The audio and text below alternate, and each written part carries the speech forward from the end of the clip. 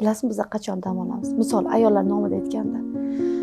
Shu masalan pul bersangiz ko'chaga chiqib bitta marojniy yeb kelib to uygacha kelguncha dam oladi ayol kishi. Ishoning, uyda o'tirib dam olmaydi. Uyda ming ishlaydigan ayol ham uyda ishini qiladi, xayoli bo'ladi. Masalan, agar biz-ku mayli chalg'imiz, lekin uyda o'tirgan ayollarni uzr, ana qarab o'tirsang boshqacha o'ylamanglar. O'zbekda kelindi emas.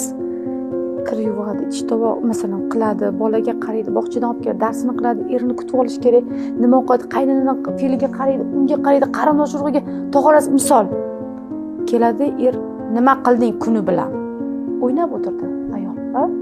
O'ziga qo'yib o'ynab o'tirdi kechgacha. To'g'rimi? Men pul topib kelyapman. U nima qilyapti? Aslida hamma mana shu ishlagan pulini ko'chadagiga qilsa million pul to'lashing kerak aslida ayolga-da. Kelib undan ko'ra yaxshimisan onasi, charchamadingmi? Baraka topgin, yaxshi hamsan, borsang uyimni chiroyli qilib o'tiribsan deb bo'ldi.